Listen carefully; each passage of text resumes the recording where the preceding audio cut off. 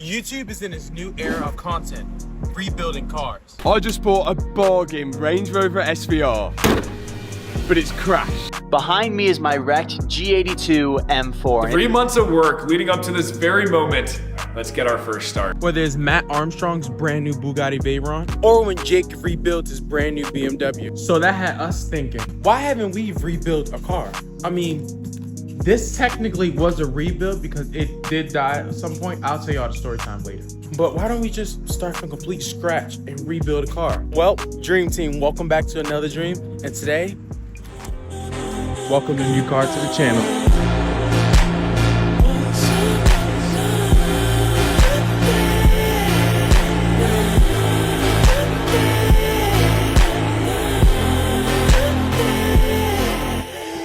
Or I should say, our first rebuild, because it doesn't run yet. Now, y'all probably wondering, rebuild, where's the damage at?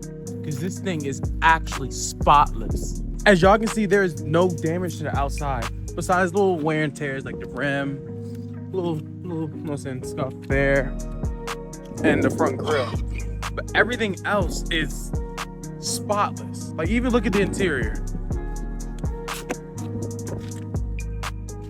It's perfect. Like, it's actually perfect.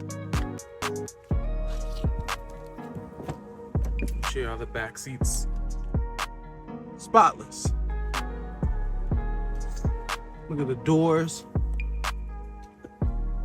Now, y'all probably wondering, how is this a rebuild? Where's the actual damage?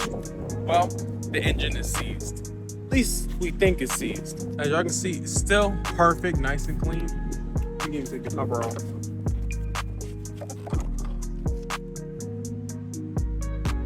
Very nice. And that's the part we have to figure out. Why exactly does it not run? What happened to it? And can we get it up and running? Which we all know we will. I'm gonna get a replica version of this so we can replace it. I will get the OEM Range Rover assembled because the aftermarket suck. They never last long and they just aren't authentic. Replacement of this one as well. I mean, we could probably paint it, but then it pops off, you can put the new one on and it's the exact same color. And that'll look good. I'm probably gonna go ahead also, because the headlights look good, but right along the top, I might put some Neverdol or compound on it and get the oxidation off. I don't want to go through that sanding stuff yet, because once you sand it, clear coat's gone, and even though you spray it, they never last long. That's basically just of it. Mechanically, besides the engine, suspension is great, brakes are new. Air rod is updated. Right before the warranty went out is when they had the catastrophic failure. It's got a new throttle body, got a whole host of new parts. I don't know if I can call this like a full rebuild. It's gonna be like an engine replacement, and then we can go from there. But the engine is definitely seized. I pulled on the crank in both ways, lubed it and yanked on it, and it is not moving. So it's suspected that the start-stop with the oil broke the timing chain tensioners and the jump time, and it just collided with itself. So it is so like this isn't a rebuild anymore. No, like if you open all the doors, so you get all the light. Like, look at the interior. Spotless, like actually spotless. Look at the paint.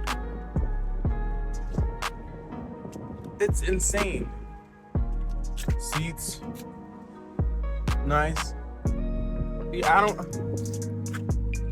this isn't considered a well, compared to body damage, suspension damage, front end damage, side damage, rear damage.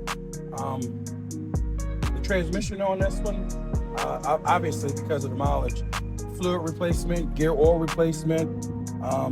And you already know, once you get to 100,000 miles, cats are getting removed. I can't beat it because I was spending money on suspension and body parts. Yeah. So since everything is really just the engine, I'll make sure when we put it back in, we got new cats, mufflers are clean.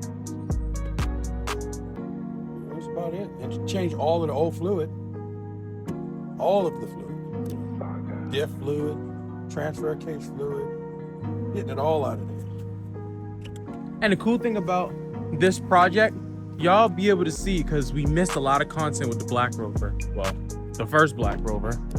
Y'all be able to see everything we've done, everything we know, everything we did to that one. Because we're not mechanics. We're backyard tool wrenchers. I don't even know. Y'all be able to learn how to keep y'all Rovers running if whatever problems y'all have, which this might have, maybe not. Basically reverse the misconception that Range Rovers are unreliable, when a lot of the time it's user error and bad information. A lot of the time it's plastic parts and user error and laziness. The BMW and Benz got more plastic parts than this. Most people buy these and they know that it's going to be a problem, but they drive it in the ground anyway. Yeah. So change your thermostat, they got aluminum one. Change your crossover pipe, they got aluminum. Right at the top of the engine where the coolant flows, that's plastic. That's notorious for breaking. Change it. It's just pennies on the dollar.